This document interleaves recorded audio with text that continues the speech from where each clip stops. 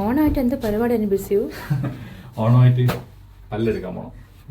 Railway സ്റ്റേഷനിലോട്ട് പോകാനായിട്ട് ഒരു ബസ്സിൽ കയറിയതാണ്. പക്ഷേ മുടിഞ്ഞ ബ്ലോക്ക് ഉത്രാടപ്പാച്ചിലാന്ന് തോന്നുന്നു. ഇങ്ങനെ ബസ്സിൽ നിന്ന് ഇറങ്ങി ഞങ്ങൾ കുറച്ച് നടന്ന് കുറച്ച് കഴിഞ്ഞപ്പോഴത്തേക്കും മറ്റൊരു ബസ് കിട്ടി. അപ്പോൾ ആ ബസ്സിൽ കയറി നേരെ സ്റ്റേഷനിലോട്ട്. ഇതിവിടെ റെഡിങ്ങിലുള്ളൊരു ചർച്ചാണ്. അങ്ങനെ റെഡിങ് സ്റ്റേഷനിലെത്തി, ടിക്കറ്റ് എടുത്തു. ടിക്കറ്റ് കാണിച്ചത് ഇങ്ങനെയാണ്. ഇവിടെ ടിക്കറ്റ് എടുത്ത് കാണിച്ച് അകത്ത് കയറുന്നത്. ഞങ്ങൾക്ക് പോകുന്നൊരു ട്രെയിനാണ് ഈ കിടക്കുന്നത്. ഈ ട്രെയിൻ എലിസബത്ത് ലൈൻ എന്നാണ് പറയുന്നത്. ഇവിടെ റെഡിങ്ങിൽ നിന്ന് ലണ്ടനിലോട്ട് പോകുന്ന ഒരു ട്രെയിനാണ്. അങ്ങനെ അമ്മു കയറി ബുക്കൊക്കെ വായിച്ചു.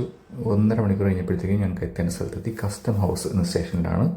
അവിടുന്ന് 147 ബസ് പിടിച്ചിട്ട് ലണ്ടൻ ബാർക്കിംഗ് റോഡിലോട്ട് പോകണം. അങ്ങനെ സാംസൺ സ്ട്രീറ്റ് എന്ന ബസ് സ്റ്റോപ്പിൽ ഇറങ്ങിയിട്ട് ഞാൻ എൻ്റെ ഡെൻ്റൽ ക്ലിനിക്കിലേക്ക് പോവുകയാണ്. ഇതാണ് എൻ്റെ ഡെൻ്റൽ ക്ലിനിക്ക്.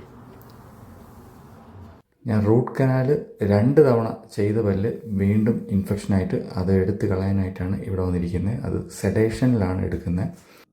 അങ്ങനെ സെഡേഷൻ്റെ എഫക്റ്റൊക്കെ കഴിഞ്ഞ് ഡോക്ടറിൻ്റെ അഡ്വൈസറി കേട്ടതിന് ശേഷം ഞങ്ങൾ അവിടെ നിന്ന് നേരെ ബസ് പിടിച്ച് ഈസ്റ്റ് ഹാമിലേക്ക് പോകണം. ഒരു 4-5 മണിക്കൂറായി എന്തെങ്കിലും കഴിച്ചിട്ട്. അങ്ങനെ ഈസ്റ്റ് ഹാമിലെത്തി ഒരു മസാല ദോശ ഓർഡർ ചെയ്ത് കഴിച്ചു.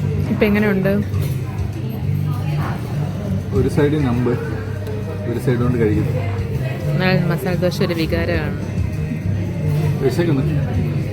4 മണിക്കൂറായിട്ട് കഴിച്ചില്ലല്ലോ. ഇത് ലണ്ടൻ ശ്രീ മഹാലക്ഷ്മി ടെമ്പിളിൽ ഫെസ്റ്റിവൽ നടക്കുവാണ്. ഇന്ന് പ്രദോഷമാണ്. തൊട്ടടുത്ത് പ്രസാദ വിതരണം ഉണ്ടായിരുന്നു. ഇത് ഞങ്ങൾ പണ്ട് സാധനം വാങ്ങിച്ചിടുന്ന ശക്തി സ്റ്റോർ. അങ്ങനെ ഈസ്റ്റ് ഹാമിനോട് tata bye bye okay see you പറഞ്ഞ് അവിടുന്ന് അണ്ടർഗ്രൗണ്ടിൽ ഹാമർസ്മിത്ത് ആൻഡ് സിറ്റി ലൈനിൽ കയറി ഞങ്ങൾ വൈറ്റ് ചാപ്പൽ സ്റ്റേഷനിലോട്ട് പോകണം.